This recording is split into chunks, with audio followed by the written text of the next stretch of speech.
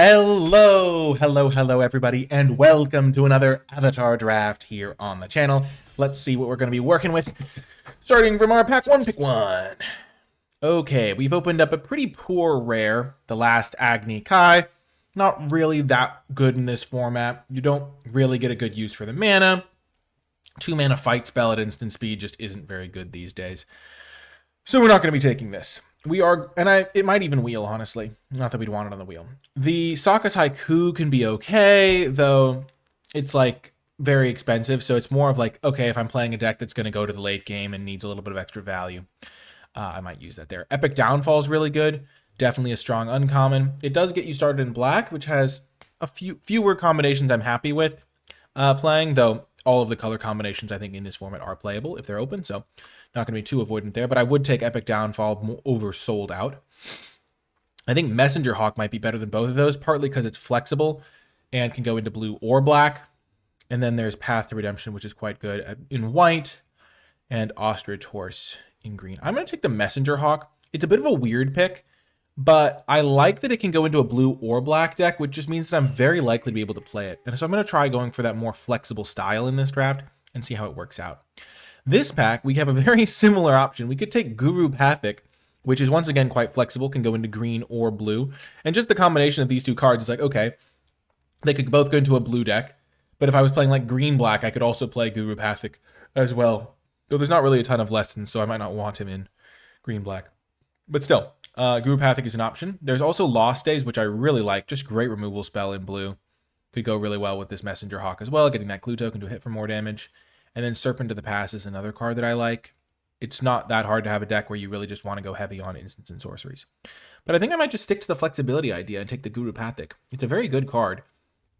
And there's lots of decks that can use it pretty well. I think it's definitely between that and Lost Days. Lost Days is really, really strong. But let's just go max flexibility and see how that works out for our strategy here. The hybrid cards are definitely very cool for that. And now we could take Sokka and just go complete hybrid, man. I mean, I'm very tempted to do it. Sokka plays really well with Messenger Hawk because he plays well with flyers, because this can get a free attack in a lot of the time. And then Sokka is like, oh, nice. You get, when one other creature attacks and Sokka attacks, you draw cards. He plays really well with flyers.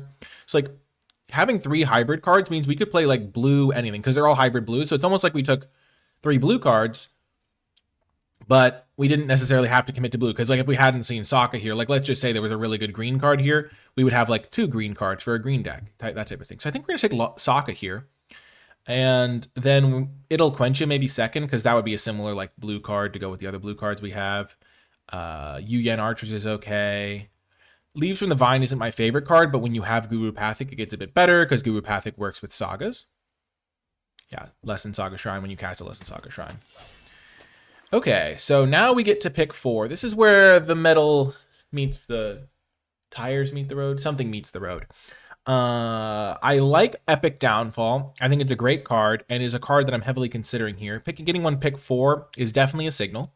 There is also Lightning Strike, which similarly very powerful, would set me up to play like Blue-Red. Blue-Red, I think, would be a better home for all of my cards. So if you just look at the cards I have, like Pathic would be better if I had more lessons. Red has more lessons than black that I care about. This card kind of plays well in a Tempo Shell, or this card plays well in a Tempo Shell. This card's probably equally good in either spot. So I'm tempted to take Lightning Strike for deck building reasons, but this card's definitely a better card. So I think this is a bigger signal, and so we'll just keep going with the signal reading more than the card that would bias towards a stronger deck, but we'll keep in mind that we saw a pretty good red card here. Avatar Aang, pick 5. So let's just first check. Okay, there is a red card we could use. There's also like not a crazy good black card. There's Razor Rings, which could go really well in like a blue-white Flyers style deck. I don't think I have a good start for Avatar Aang.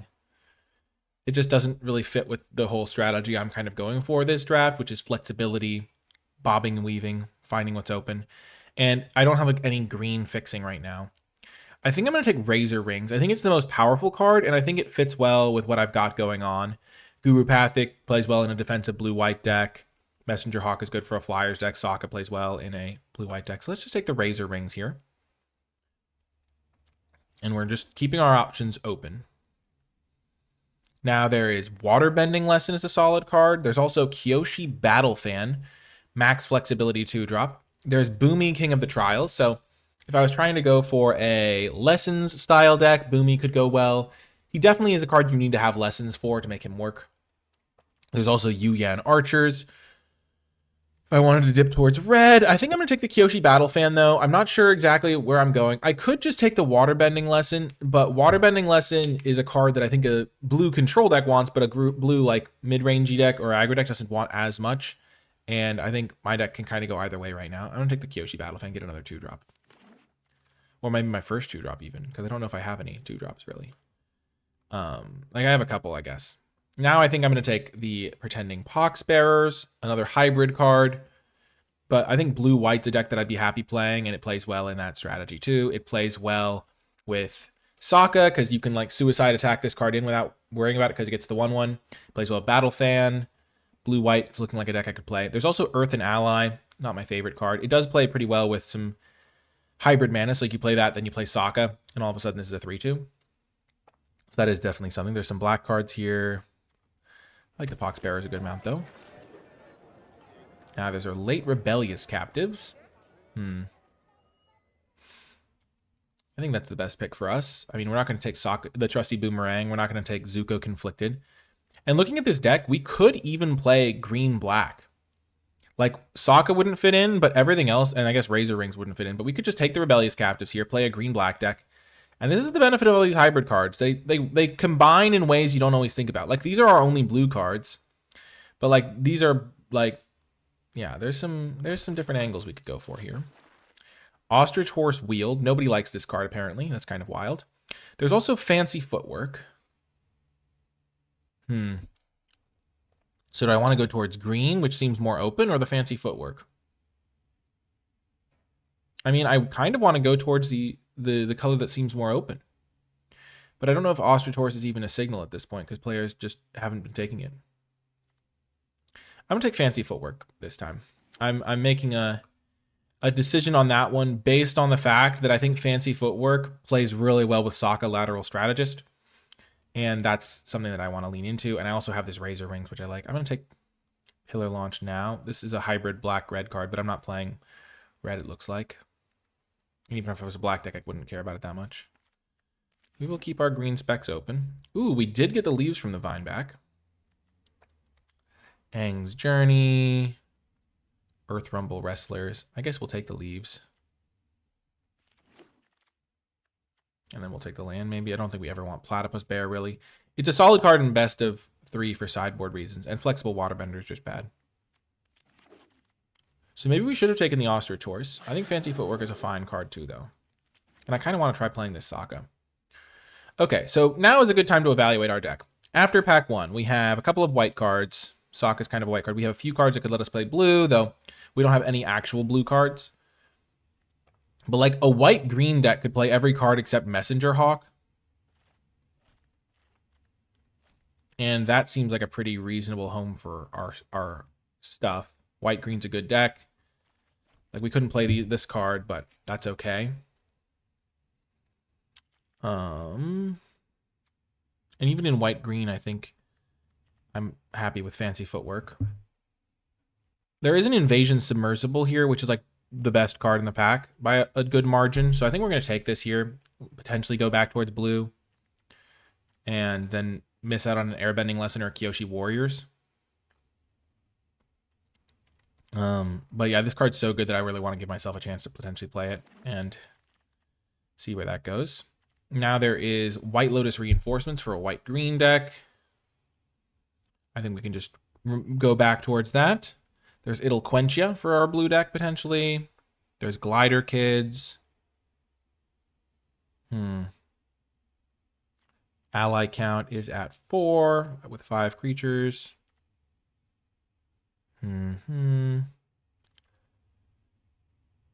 Yeah, this is interesting. Quench is fine. I'm just going to take the White Lotus Reinforcements, though. White-green does seem like a reasonable spot for us to end up. Huge reward. We get the Earth King, pick 4. We could even try to play all 3 of these colors.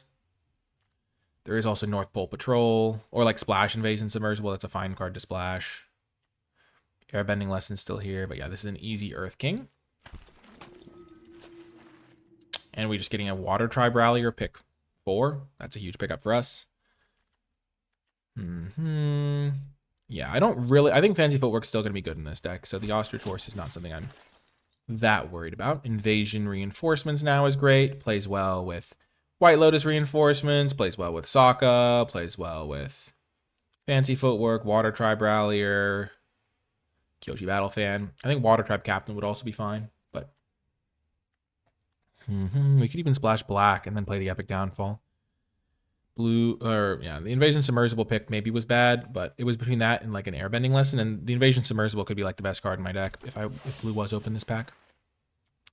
Now I think I'm going to take Airbending Lesson over the Boulder, ready to rumble. Boulder is fine, but I do want to get more lessons for this Guru Pathic, and I just think that Airbending Lesson's good. And my 4-drop slot already has a couple cards in it, so let's do that.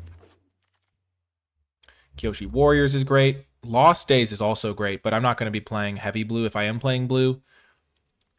My green cards already include Earth King, and White Lotus Reinforcements, and this plays great with those. So we're not going to try to go too into blue now, because the thing is we have to think, okay, what am I going to get if I go blue? I get pack 3 where blue wasn't particularly open, and I already have some really good white cards. Water Tribe Rallier likes Kyoshi as well.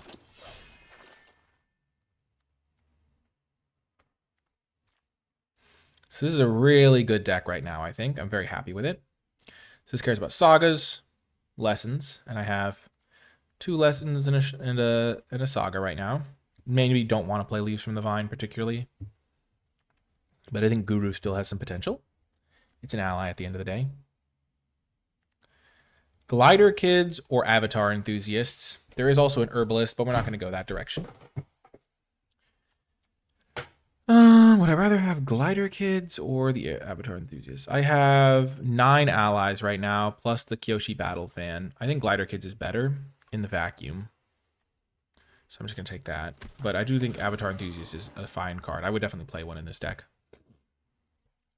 The thing about Avatar Enthusiasts is I'm just trying to think about what happens if I don't draw it on turn 3 exactly. Badger Mole's great. There's also Misty Palm Oasis, and that plus a Foggy Bottom Swamp would get me two black sources for free almost. But this isn't a deck that really wants to splash as much. And we get a Glider Kids number 2. And we got Airbending Lesson back anyway. Not like the same one we wheeled this out of a different pack, but Airbending Lesson is still nice. Goes with the Guru. We get Rocky Rebuke back. I think we ended up in the right color combo here. We were really flexible this draft, too. Like, we started off with 3 blue hybrid cards, and then we ended up...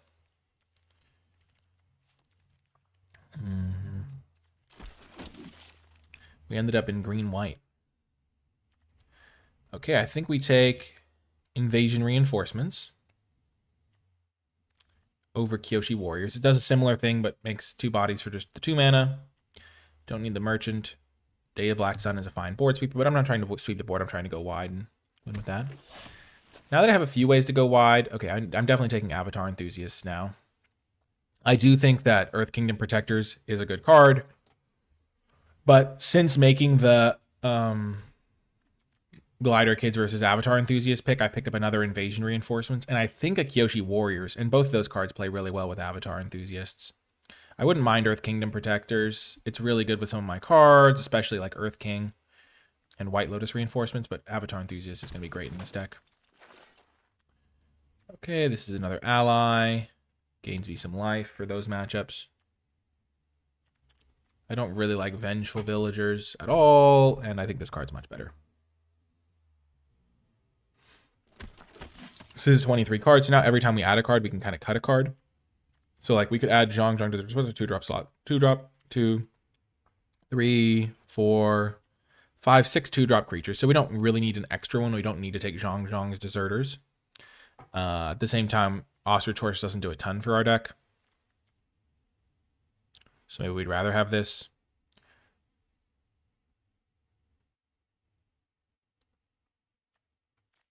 Yeah, let's just take the Zhong's, get another 2-drop. Another Glider Kids now. Because we just took a 2-drop, we don't have to take the Pox Bearers. We can just take Glider Kids to fill out our curve a little bit better. Get ourselves another 3-drop that plays well with like Sokka and boom, boom. Bob's our uncle here. There's Cat Owl, but we'll take another Pillar Launch here. Yeah, I don't think we're a Gather the White Lotus deck. We're definitely a bit more mixed white-green, but we'll take it anyway. There's nothing for us in this pack anyway. Beautiful. Path to Redemption is a great little removal spell to get.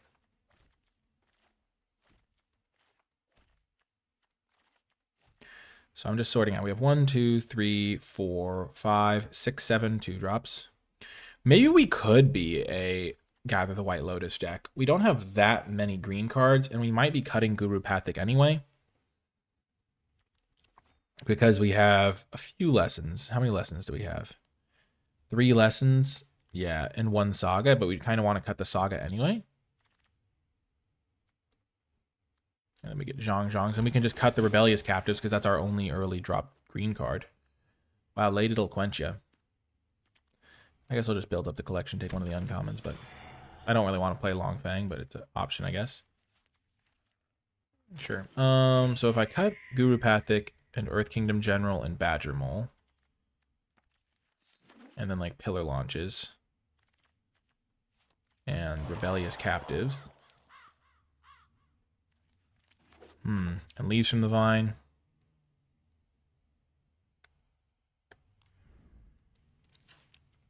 I can build a very heavy green deck. I mean, very heavy white deck here. Yeah, so I think Gather actually works out pretty decently in this deck. I'm going to cut Leaves from the Vine and Rocky Rebuke. I guess I can't cut all those. I'll keep the Rocky Rebuke then. And I'll keep the Badger Mole, because if I have less green sources, that's a fine top deck card in the late game. Do I want Pillar Launch? It doesn't work that well with like my little guys.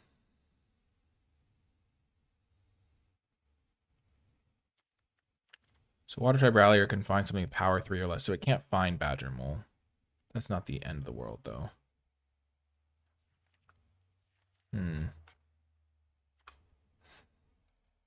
So if I want to play 11, 6 for 4 green cards, 6 sources, 4 green cards is pretty reasonable, I think. Yeah, let's try this build. I'm excited to see how it does. We can always make changes later. I think the Pillar Launches might end up being kind of important, but we do have fancy footwork, so we have a little bit of stuff there. And as we get into the games, I would like to shout out the NicolaiBolas Patreon at patreon.com/NicolaiBolas. If you're enjoying my videos and you'd like to support my channel and my work to make draft accessible for everybody around the world, regardless of skill level, Patreon is the place to go. And you gain access to bonus content like my card-by-card tier list and format thoughts document. I want to give a special shout out to those patrons who support at the credits level. It makes a tremendous difference. And yeah, basically Patreon's the place to go if you're looking for some bonuses and also some extra ways to support the mission of my channel. So like if I've been able to help you and you'd like to kind of help me help other people, that's where you would go. Great hand here. Gather the White Lotus and White Lotus reinforcements are nice. This is probably the first, like the way to play Gather the White Lotus decks, I feel like. Like I would probably have played more of the green cards if I didn't have Gather the White Lotus. But once I was building the deck and it was like, okay, I'm giving up, I have already got enough playables. I'm giving up a few things. Like I have like slightly inferior 2-drop in one scenario, but I get a really powerful top end card that could potentially like almost win me the game. So we'll get a Water Tribe Rallier now. Really strong card. And White Lotus Reinforcements does play well with Gather the White Lotus. Okay, definitely going to attack. And play a Pox Bearers.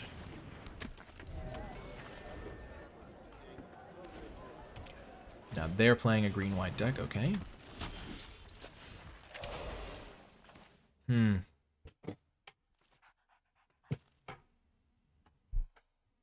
So I could airbend and attack for 4, but I think I'm just going to activate this. Just dig for more value while it's available.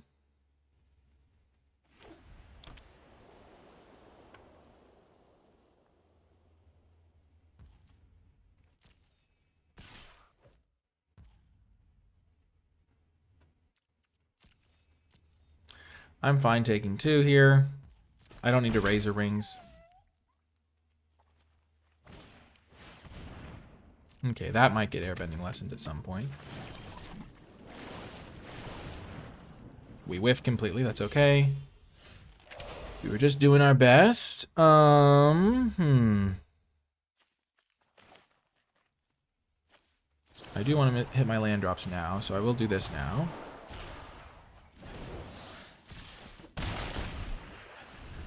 Kind of unfortunate how this game is played out, I will say. Whiffing with Water Tribe Rallier was not good for us, though we didn't really have a ton of other plays. We could have used Razor Rings on the wall top sentries. Okay, Sokka.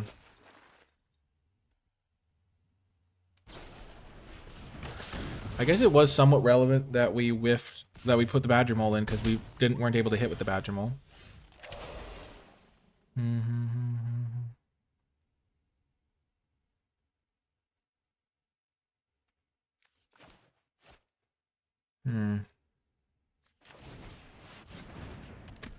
I think I just had to play my 4-drop here.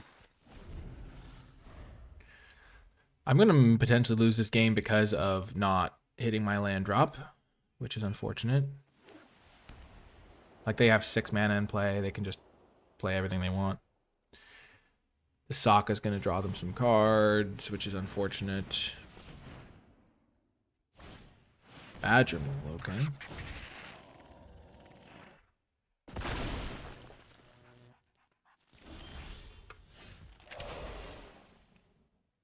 Sokka and one other.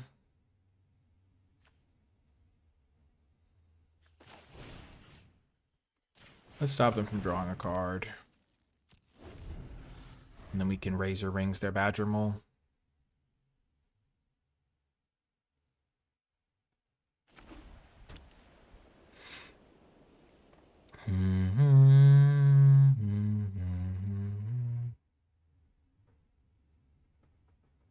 I do have a double block for the Sokka, but I'm not trying to let them draw an extra card. And I do have to choose something to target with this. And if I target the Badger Mole, they'll just attack with everything, draw the card, and then I'll have to kill the Sokka anyway. Okay.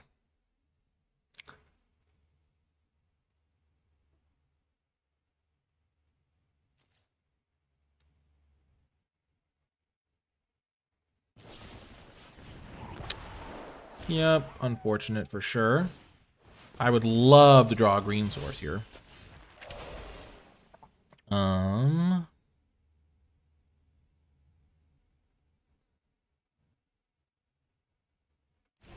Just never drawing my land is really cost me. I think making a 2/3 is the most valuable here. Because that can block this.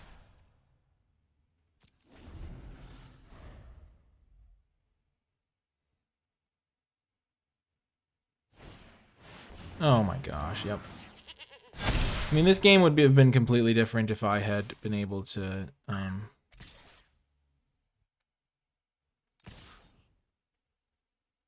draw my land, really, honestly. Like, they've got 7 mana in play and I have 4. And it's not like I'm at a loss. Okay, so I can Razor Rings their Death Toucher. Triple block their Wandering Musicians. Take 14. Oh no, I can't triple block anything because of this. Yeah. 10, 14, 15, I go to 1.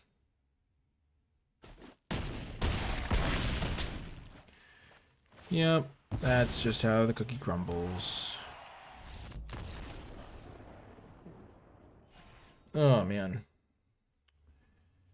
I'm not actually, like, that disappointed in that loss because I couldn't do anything. I could have Razor Ringed earlier, but it was, like, not a particularly relevant creature to kill. That game just went as badly as it could have gone.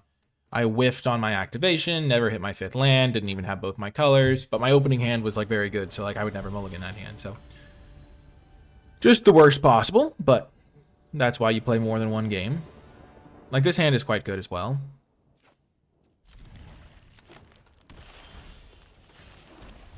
I will probably still play this before the Enthusiasts. Make sure I'm affecting the board state on the early turns. Though now that I know they're just ramping, I'm less convinced. Might as well keep it for a combat trick.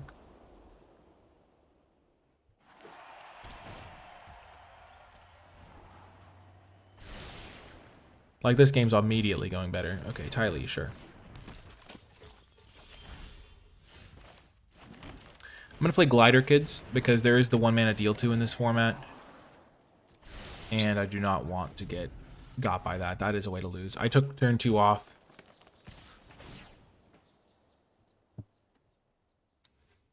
So, I'm going to think, okay, maybe they have 1-mana deal 2.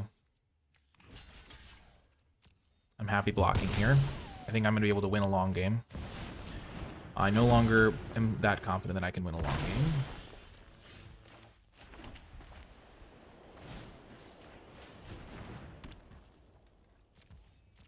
Next time I'm going to go Avatar Enthusiast, Flash in Invasion Reinforcements. Oh my gosh. Boomy is just such a messed up card.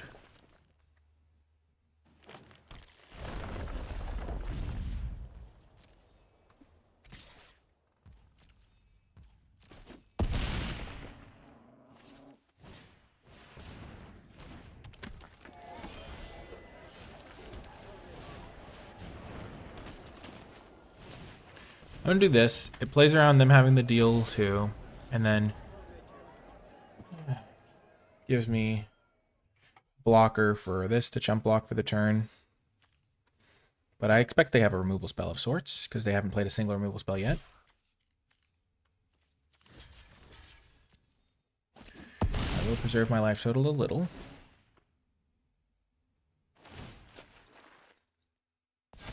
They don't have Lightning Strike.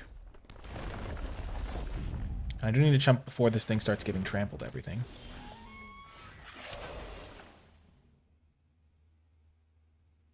Okay. I was hoping I'd draw a land there.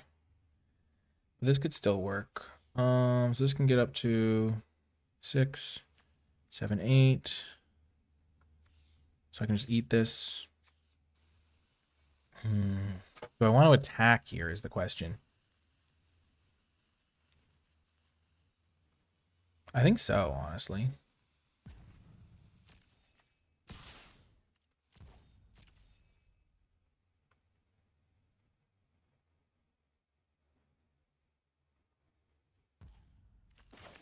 Because dealing extra damage is definitely relevant here.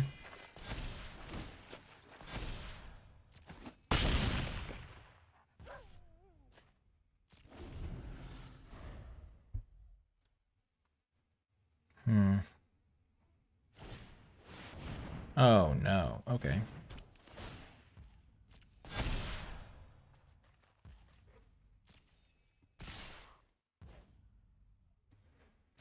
Okay, so I go. They have 6, 7, 8, 9. 10, 11. So if I keep one guy alive, like I go, I go chump block, take 12 or something.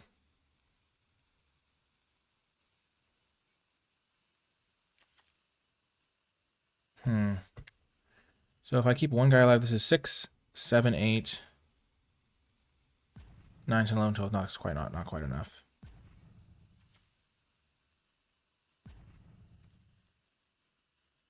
So I think what I'll do here is just chump block this guy. And I'll chump block this too, yeah. And I'll take 4.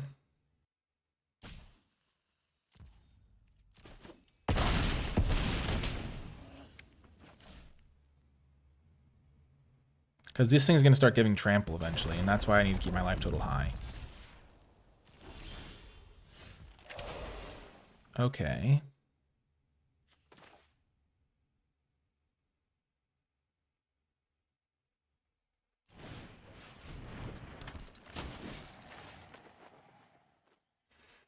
I will buff up this thing so it can block Raucous Audience.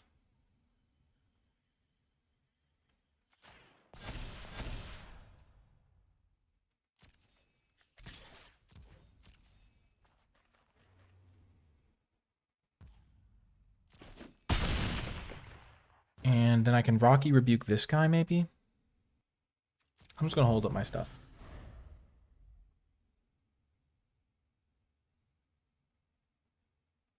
Because if they have a land, they'll play it pre-combat to trigger this.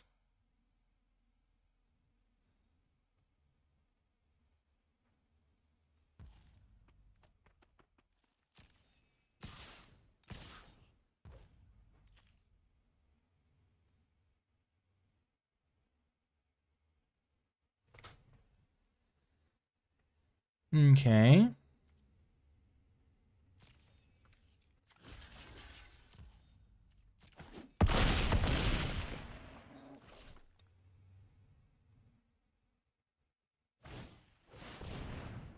Deal 8 damage.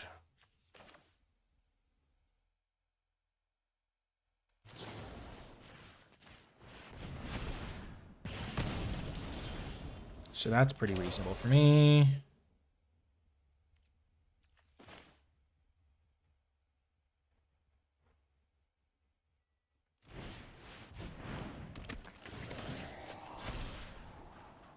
That's a great draw.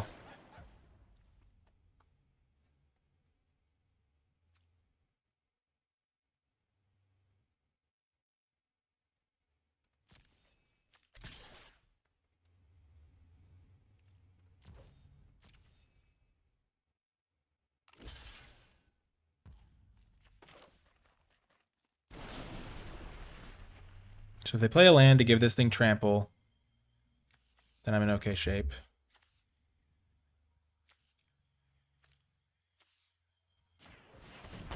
I'm just going to kill that. Then they don't have anything that matters when they give this thing trample. Like, this thing's going to be able to put a counter on Boomy.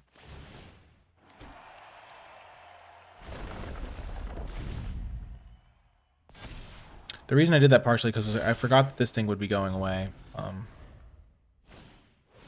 Okay, that's fine.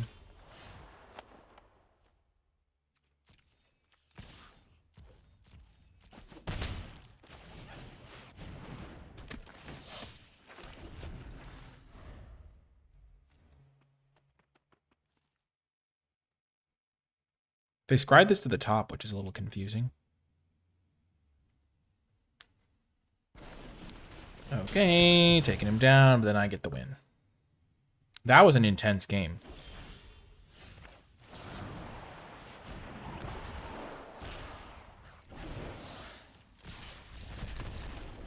I think I played it pretty well. I'm pretty happy with how it went. I think them drawing Boomy Bash was interesting because that was like a removable spell. Like I could have...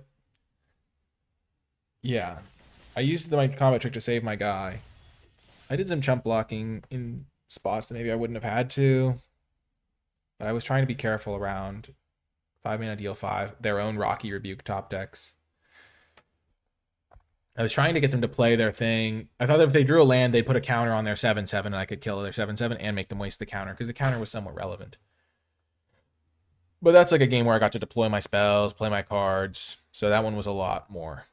I had a lot more agency that game. So if I'd lost that one, I would have like rewatched it to see what I could have done differently. Because I like rewatching my own games and see what I could change and improve. It's a good way to make improvements in your game if you're looking for techniques.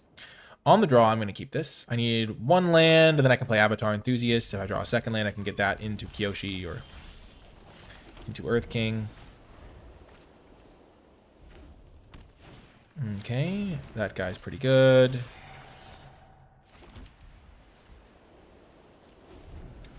I hate seeing that on turn 2. I wish it was a card that cared about attacking. That's a card I would use it on, but alas.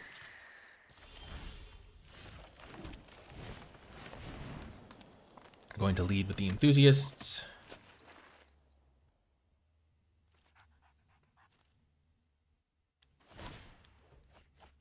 They get rid of a spell, so that means they're looking for lands.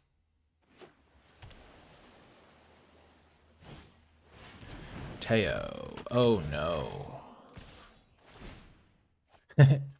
This is one of those games where if I had been on the play, I think I would be able to win it fairly easily. But now that I'm on the draw, I'm in deep trouble.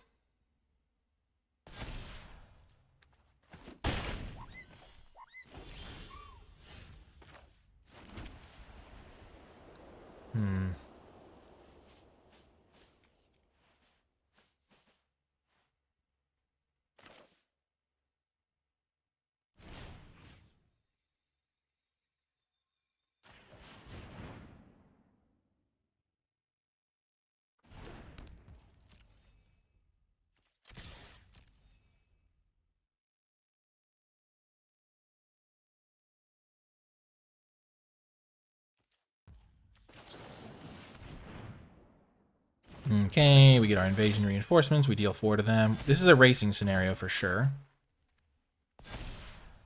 I'm hoping that I can next turn land Earth King, get an attack in, get up to 5 mana, then the following turn double spell with these guys, get another big attack in. Now they're getting rid of lands.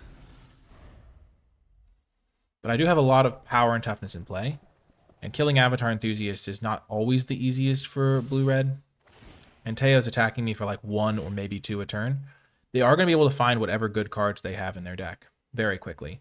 So they are going to be able to kill this, I think. They're probably going to have like Watery, whatever it's called. Legend of Roku, okay. Top 3, they can play those until the end of their next turn. Drawing a land there is huge. They are going to have Sokka's Haiku up, potentially.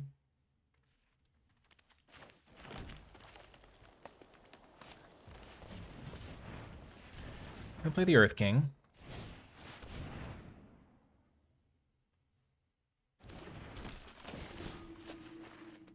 And they could potentially have untap their guy, but in that scenario, they're going to kill a 1/1. I think it's worth the potential extra damage I'm going to get through. Definitely getting a Plains, because I do have, remember, that 5 mana card that rewards me for all the Plains I could have. Yep, so they do have Octopus Grasp to kill a 1/1. If they want it. It would seem. It would seem. They're chumping with their Professor Zay. This is why, if you're worried about what your opponent's doing, a lot of the time the answer is pressure. Because if I can get more pressure on my opponent, they can't necessarily do everything they want to do. And they have 1 power worth of attacking and blocking in play right now, and I have 5, 6, 7, 8, 9, 13.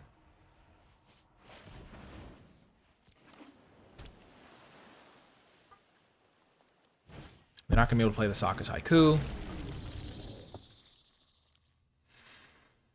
Dragonfly Swarm's only a 1/3.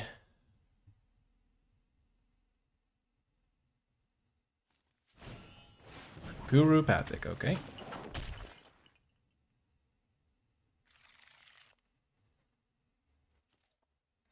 Okay, that's a pretty big draw for me to see. Okay. So I can go White Lotus Reinforcements, buff my team, attack with everything, and then Airbending Lesson something. I think I'm definitely playing this.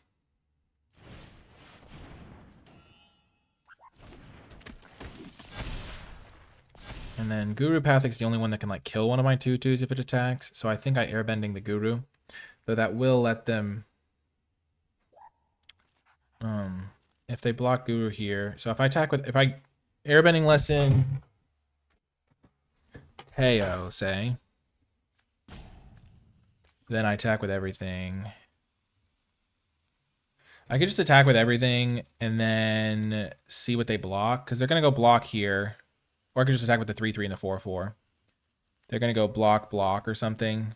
Chump block. Chump block maybe.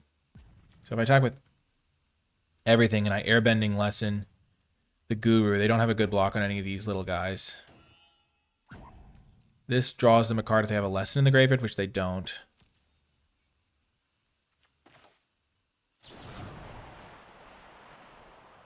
They're going to have Roku next turn, but I think I can attack past the Roku.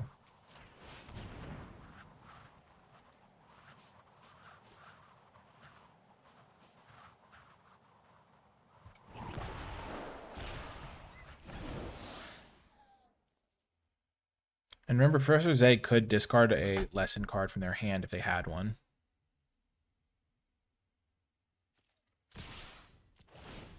And I get 2 lands from my deck, so 2 more planes.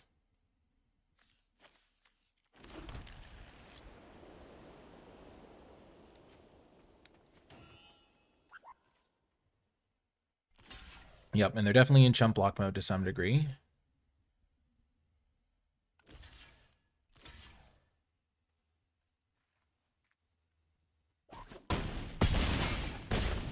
So they have a few creatures in play. They're going to get to play the Guru to dig for more stuff. Roku's definitely potentially an issue. Giving them an extra look with Guru was potentially scary. Well, they have Quenchia. Okay, that's not scary for me at all. They're going to have to spend their mana on their turn. They have 1, 2, 3, 4 blockers. I have 1, 2, 3, 4, 5, 6 attackers. If they have a way to kill White Lotus reinforcements, it could get a little dicey.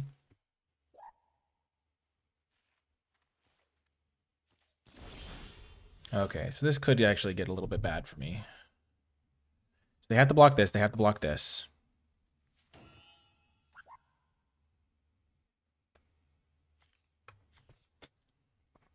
Okay.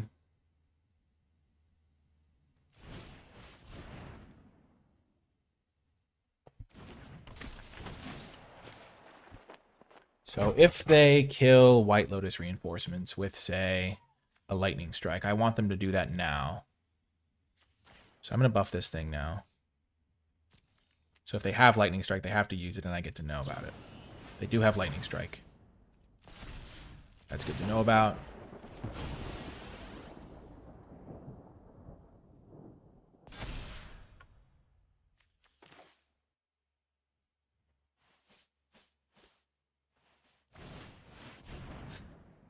They can try to quench me if they want.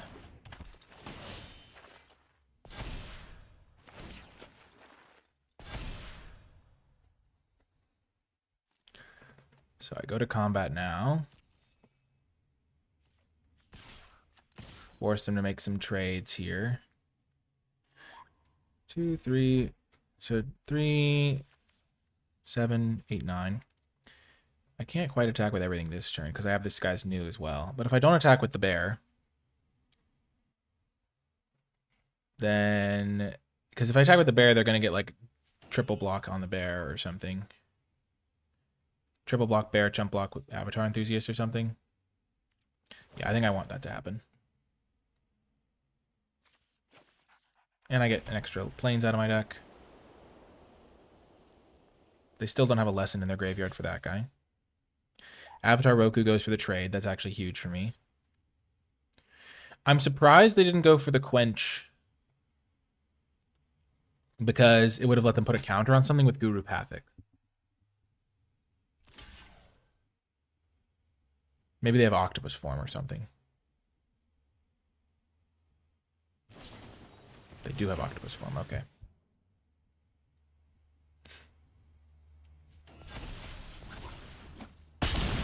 Okay, and this does mean that I can get the glider kids down.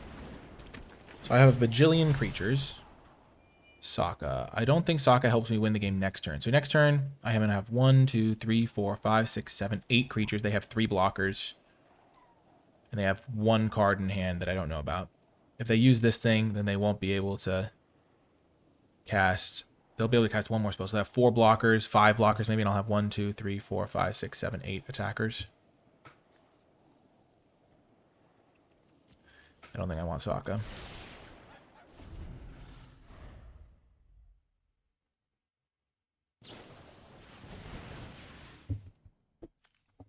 Okay.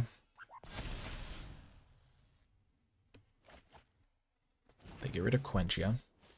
If they attack with Roku to get the mana to make the dragon, then they don't have that as a blocker as well. I could have put the counter onto the bear and then attacked with it and knew that they had Lightning Strike. Okay, Cadets and Messenger Hawk. So they're tapped out, but they're currently alive on board, I think. So, 1, 2, 3, 4, 5 blockers. 1, 2, 3, 4, 5, 6, 7, 8 attackers. So they are not quite dead because I have 4 1-powered guys. But they would have to block everything. So they'd go like jump block there. Okay. Oh, this is getting dicey. So we're going to use this.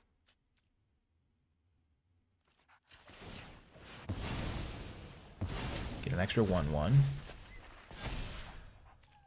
Force a chump block. Take out the extra planes.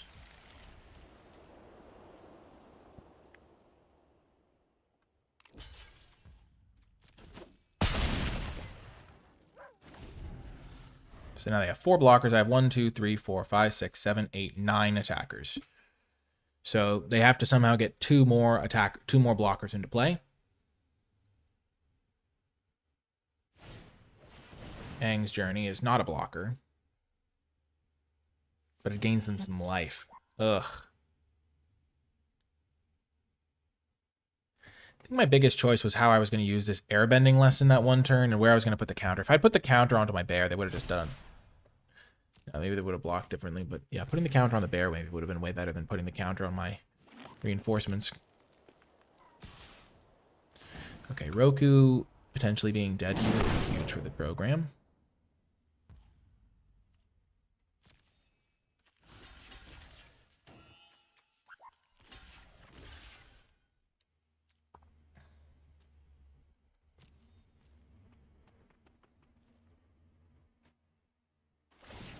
Okay.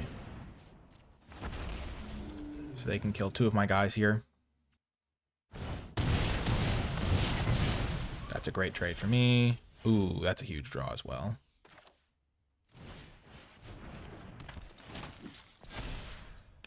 So we'll first force the jump.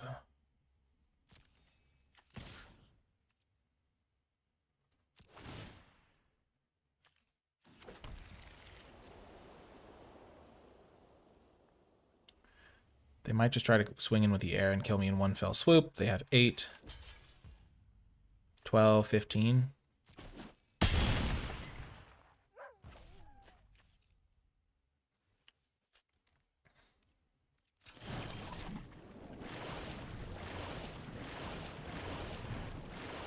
don't have any ground creatures. Might as well try to get glider kids into play. Perfect. That's just what I was digging for.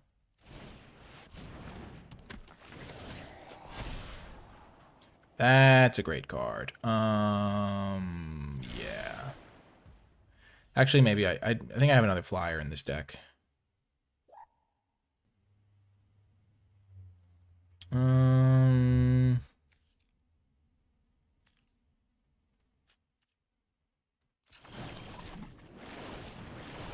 just gonna cancel. I can't play it, and might as well see if I have another.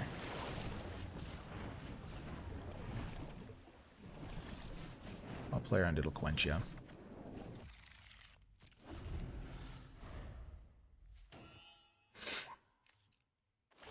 Okay, they draw a card.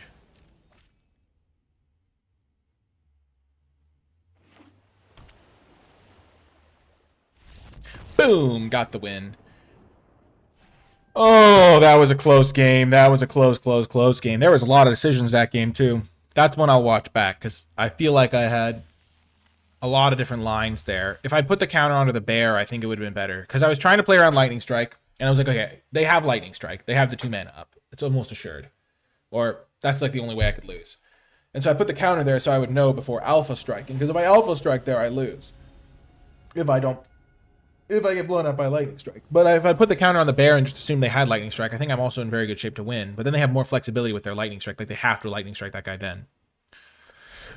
Okay, we'll keep this.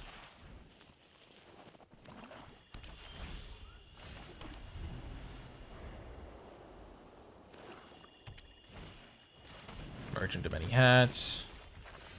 Sure.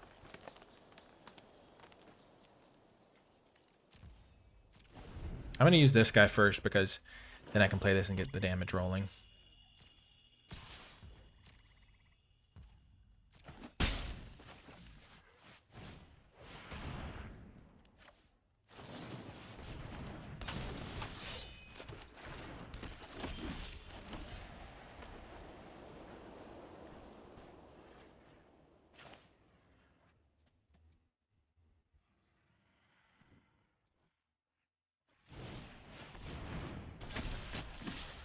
This is still a good trade for me because I assume the White Lotus Reinforcements guy is going to die at some point here, maybe immediately. Because they probably have a removal spell. Yep.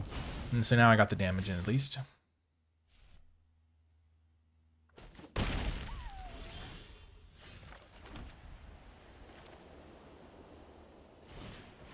Play Glider Kids, get another threat into play. That's a great card. When you have limited mana, you don't necessarily want to play your 2-drops because you want to make sure you can double spell on the key turn. So now if they play something I have to kill, I can Path to Redemption, then Poxbearer. Okay. Okay, I will attack with Glider Kids first. Because I don't want to block the Messenger Hawk if they use the clue on their turn. And I definitely just want to play Earth King this turn. Again, it's all about getting high power and toughness into play in this scenario. If they tap out for something, I could airbending lessen their clue. They saved it. They didn't want to do it on their end. Interesting. So they think it's a damage race right now. So that's good to know. They're like, okay, I want to deal damage.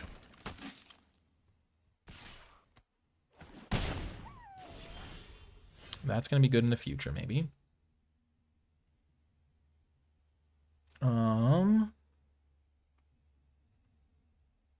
So if they triple block, so that's not great for me. So let's do this. We'll Path to Redemption this, so they don't ever get the Earthbend out of it.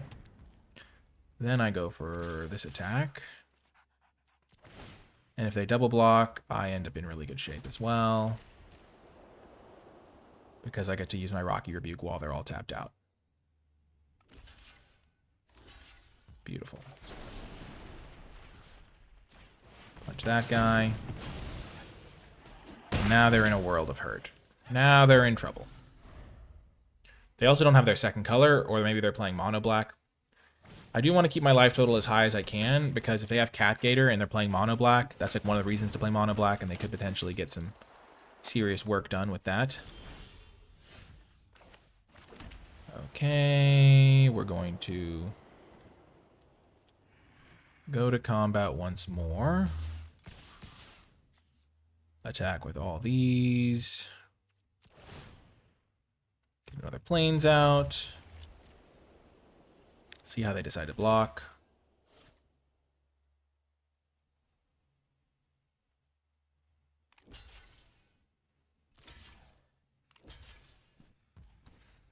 Okay, I think I want to keep my 4/4 around. I could make 6 1/1s here, though, which pretty much secures the win. They would be at 8, but no. I think we're going to airbending lessen this guy. Play the Poxbearer. Because having a 4/4... I will say this. I've gotten absolutely demolished by the rare that kills all the creatures before. And I've also gotten wrecked by -2/-2. So maybe that's influencing my play in a negative way. But that's the logic. Is that if I play all my 1/1s, I could still technically, like, I could find a way to have that not go very well. They just kill all the 1/1s and then I'm in bad shape. The Scry 2 would also have been nice. Okay, Swamp Snare.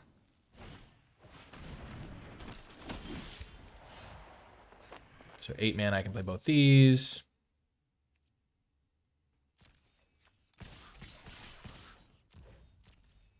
Let's go.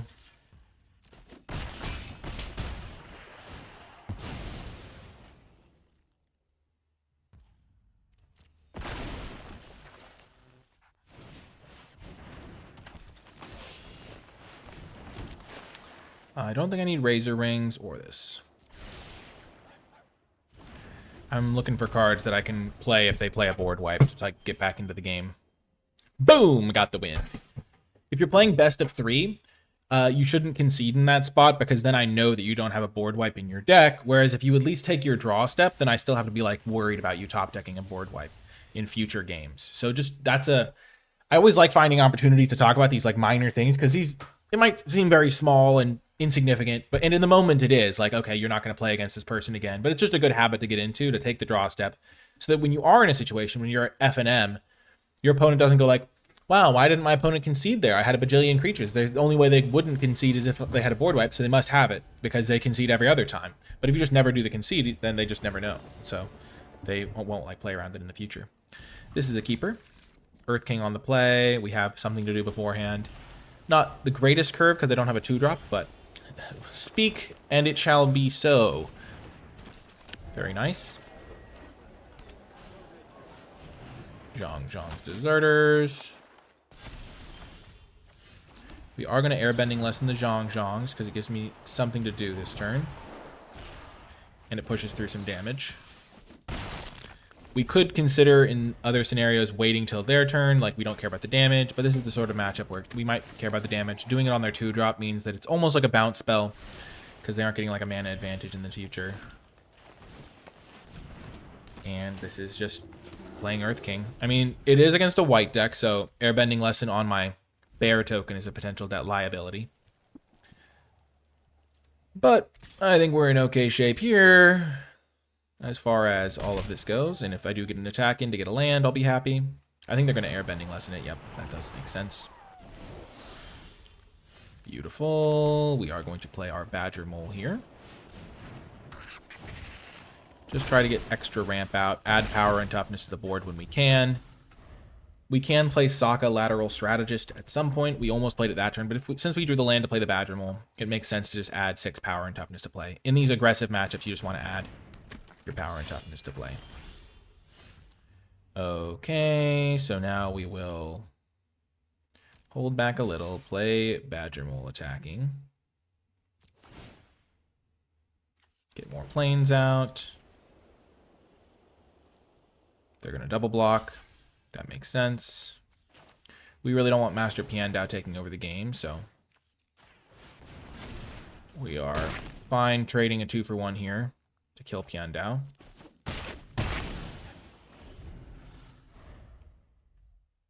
Maybe not the best thing for us to do, but we stopped them from getting value. We got a little bit of value of our own. Sun Warriors, okay. Maybe we were supposed to be more cautious. Maybe we were supposed to like save our fancy footwork.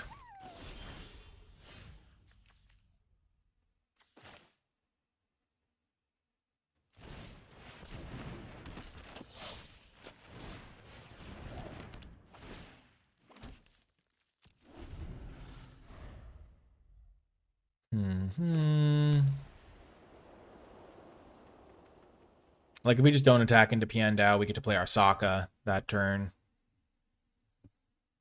Could go a little better for us, maybe. And yikes.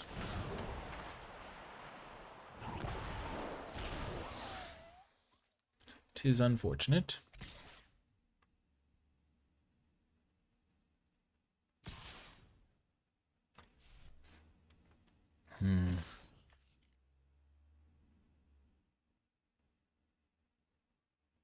We're definitely on the back foot here.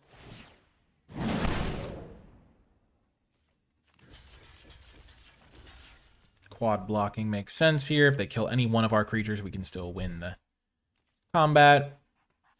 And they get to kill 2 of them.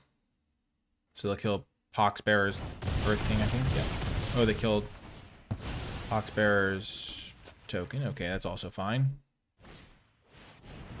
War Balloon. Yep.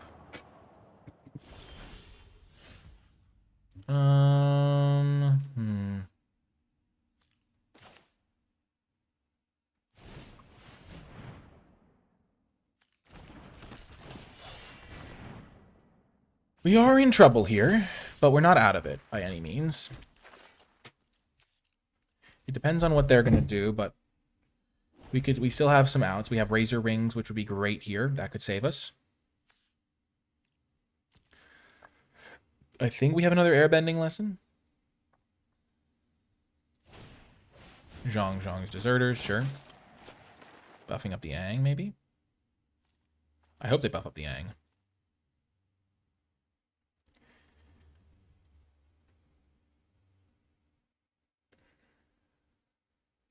They buff up the Zhong Deserters. Interesting.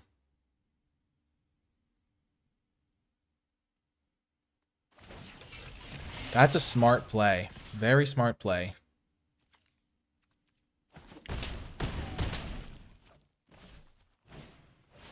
Oh, they have another Piandao. Oh, that's a yikes. Okay, well, we're in trouble now. We're going to play this.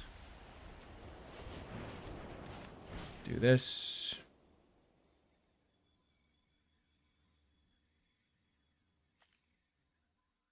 We're looking for specifically Razor Rings as our only way to survive. So if Razor Rings is our only way to survive, then we can afford to equip here.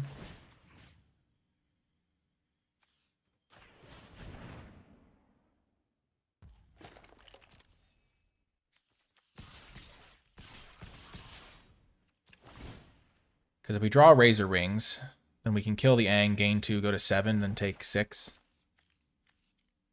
We almost got them on the damage front. We did 5, 7, 8, 9, 10. Yeah. Did reasonable damage. Ugh. Close game. The fancy footwork play, I think, lost it for us. Though them having an active Piandao attacking us also would have been bad. But if I'd gotten Sokka down and then done the attack, then I could have buffed both of the guys. So I think it was a mistake overall. Lesson learned. It's so hard not to try and kill Piandao instantly, but I didn't have a good kill for him, so... And if they didn't double block, it would have worked out. But they did double block. Because the reason not to double block there is if I have Rocky Rebuke or something. So if they'd played around other cards instead of... Because, like, they're tapped out. I attack with my 4/4 into their 4/4 first strike. If I have, like, Rocky Rebuke or Airbender Lesson, like, that block just loses them the game. Not maybe loses, but, like, they just lose their 2/3. Okay, we'll keep this. So, like, I don't think it was a necessarily bad attack. It's just they played against... They outplayed me having Yip Yip or 2/2 the count, which is not necessarily the most reasonable expectation. This has Vigilance, right? Yeah, okay. We will flash in Invasion Reinforcements here.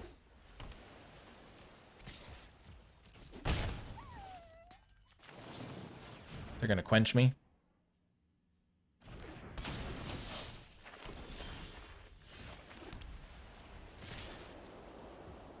I'm just going to flash in another Invasion Reinforcements.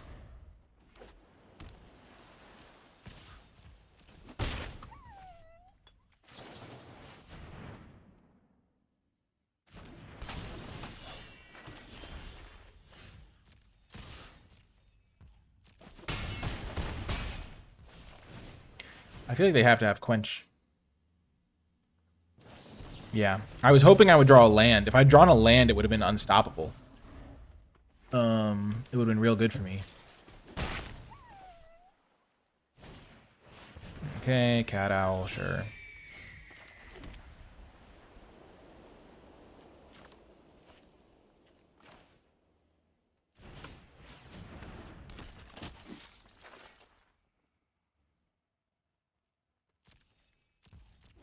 Just gonna dig.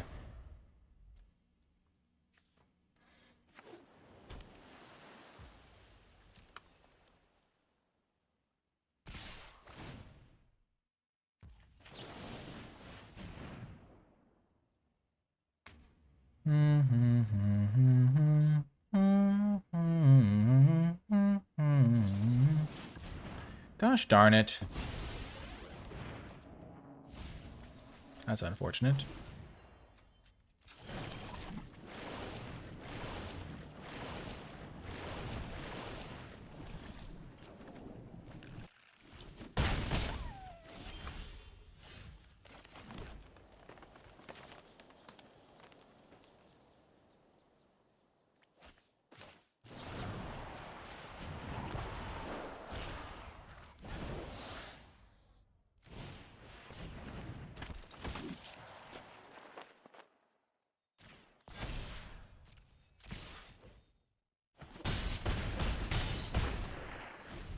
I've gone very wide here. They have green mana. Hang at the crossroads. Gosh darn it. Oh, man.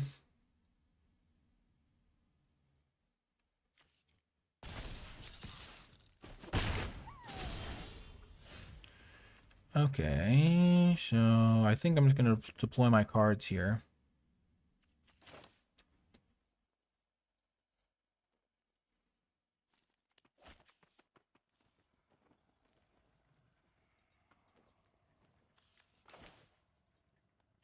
So I have 1, 2, 3, 4, 5. Let's just do this first, maybe.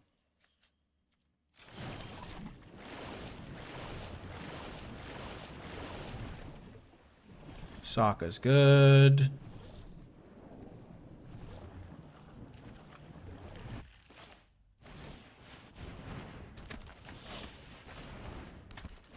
I could, yeah, Kyoshi I wouldn't have been able to double spell. So I think this is the right line.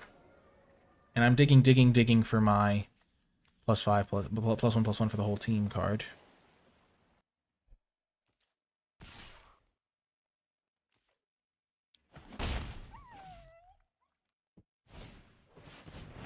Okay. Snowballers again, sure. Aka's tapped down. Bummer. Oh gosh, no! Badger Mole. Okay. 1, 4, 6, 4, 7, 8, 9 in the air. So I'm gonna have to swing next turn. How do I add the most power this turn? Just a question.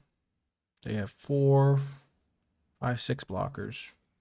If I play this thing, then I can dig twice for the buff my whole team guy, right? Because I'll have 1, 2, 3, 4, 5. 1, 2, 3, 4, 5. Yeah. So I'll be able to activate twice. That seems like better than playing Badger Mole.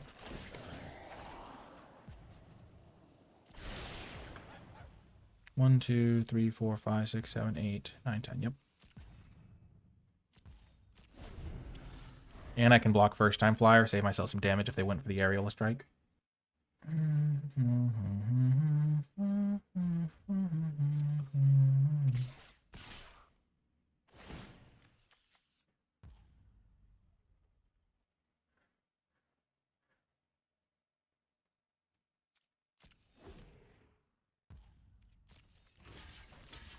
So they can put a counter on this. This will flip at the beginning of the next upkeep. So they'll flip it on my upkeep. And it'll be a 4/4, and I'm going to airbend it away anyway, probably. But getting rid of a potential blocker seems like the best move for me. They can get a food token, though.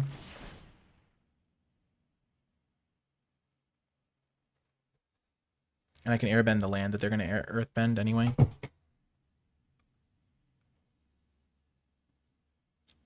Food token might be the best move for them. They go for counter. Interesting. I know I've played both invasion reinforcements, so sure.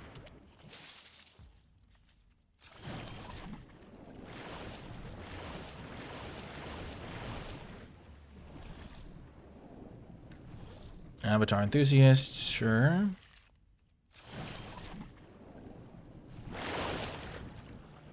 Big draw. If I find it, I win, I think. Oh, no. It's not. So, do I want Glider Kids for a blocker on the 3/4? Am I airbending lesson that thing? Yeah, I think I can't go with Earth King. I think I have to go Glider Kids here.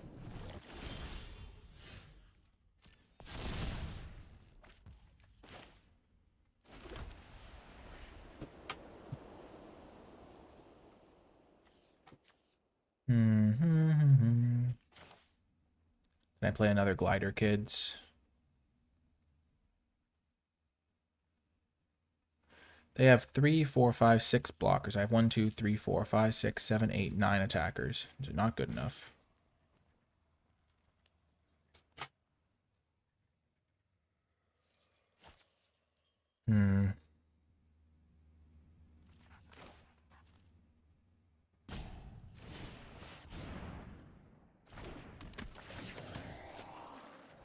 If I find the guy that lets me buff my whole team, I think I win, so I'm just going to stay back, take a couple more looks at it.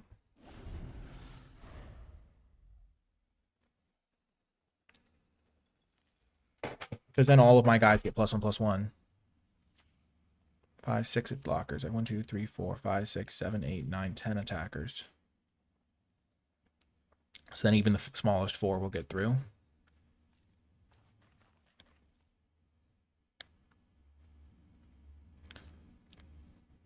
I can double block first time flyer. Yep.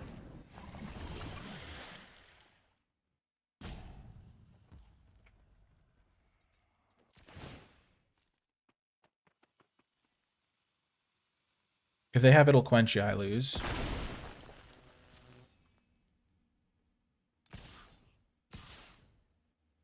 So I don't think they have It'll Quench Ya, because otherwise they would attack with all their flyers. I hope they attack with Aang, Destined Savior.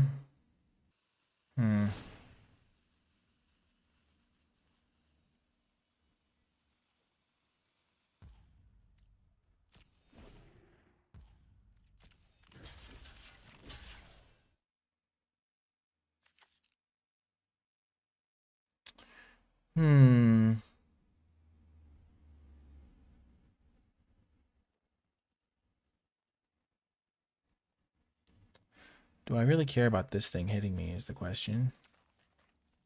I messed up. I should have airbending lessened the Koi, because now if they have a Quench, I lose. If they had Quench, they would have attacked with everything, though. I don't think I want to risk my blockers. I'm going to dig 8 more cards, and I've already looked at the bottom 4. Like, I've already looked at a lot of these cards. No blocks. Airbending less than this.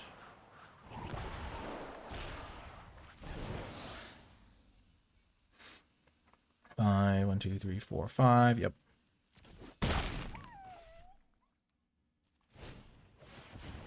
Sure.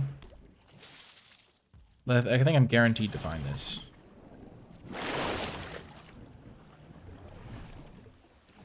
Zhongs. Yep, there he is. Boom, there's the ticket.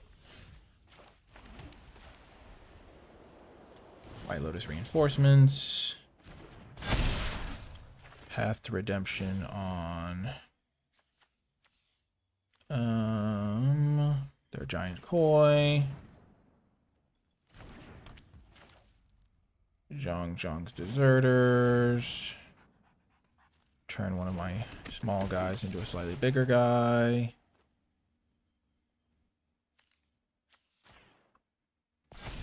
Then if I attack everything, they have 1, 2, 3, 4, 5 blockers. They're at 7. I have 1, 2, 3, 4, 5, 6, 7, 8, 9, 10 attackers.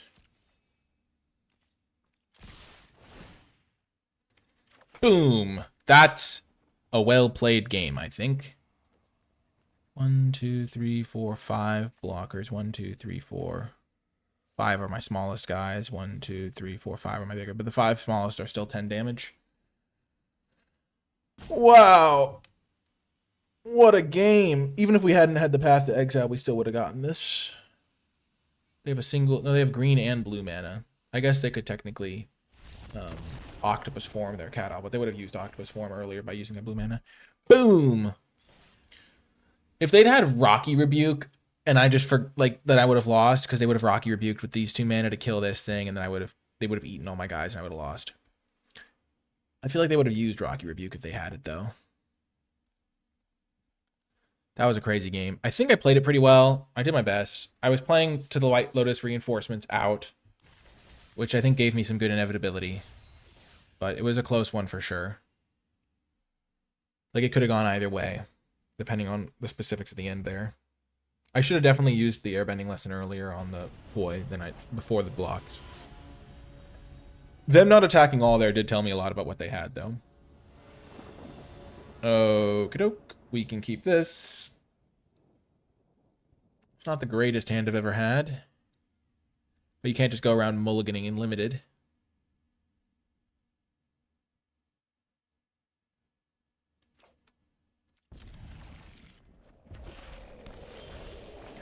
I like this card in this hand. I can potentially buff it with Zhongs.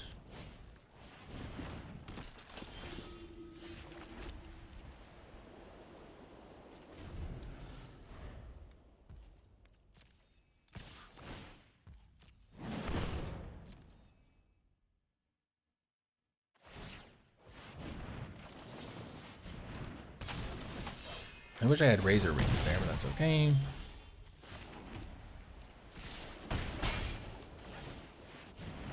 I have plenty of good answers. Okay, we'll keep that so that I can play Gather the White Lotus on turn 5. Make 5 1/1s, scry 2. Oh, they missed their land drop. Oh, that's rough for them. They missed it last turn too. That makes sense too. Okay.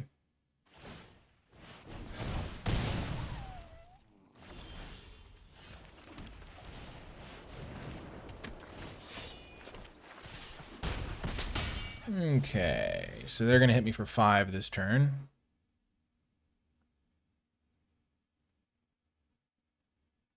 If they don't hit a land, I do something with this.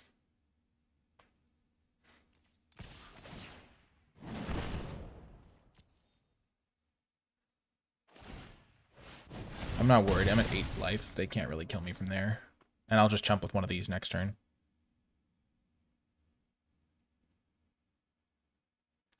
And they're discarding to hand size.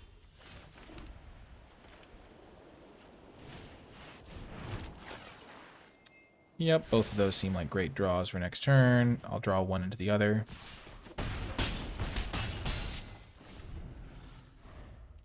They could go Iroh's Demonstration, kill all my 1/1s, and then I'd still win next turn, but that would be pretty brutal. You want to know why they call me Dragon of the West? I'm not ready for a lesson, Uncle. It's more of a demonstration. Pretty awesome. I like Avatar a lot.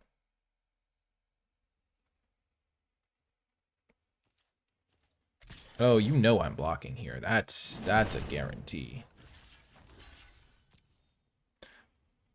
That would be one of the most horrific non-blocks in the history of the game if I didn't block there. I have a bajillion cards. They're dead by a million next turn.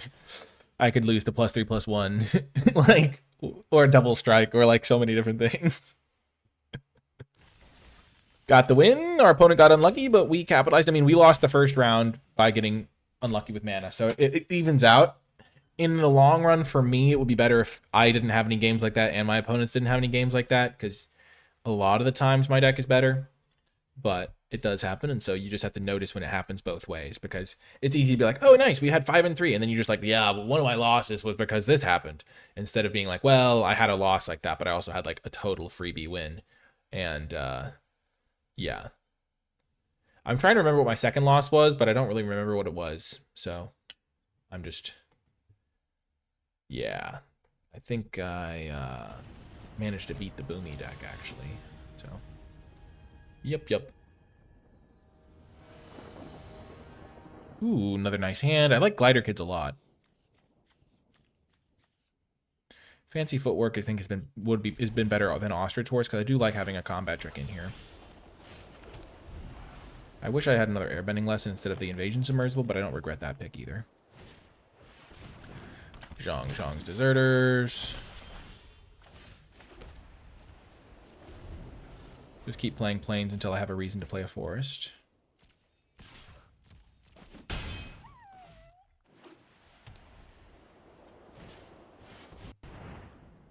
The Enthusiasts.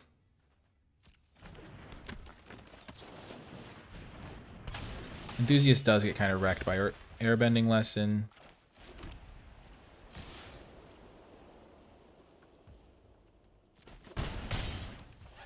Not like completely, but definitely a little. Definitely not looking for lands, so that basically drew me a card. Another green-white allies deck. Glider Kids is doing good work against the Zhong's Deserters.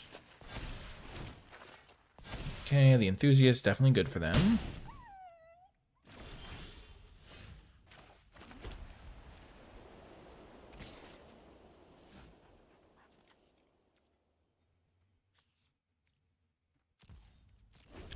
I'll hold this guy back so I can block Zhong's. I'm definitely on the back foot here.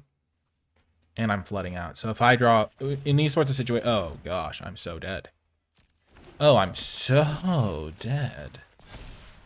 Oh, that's really bad for me.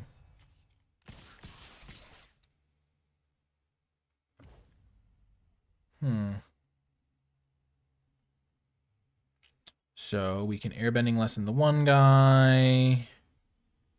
Quad block this guy.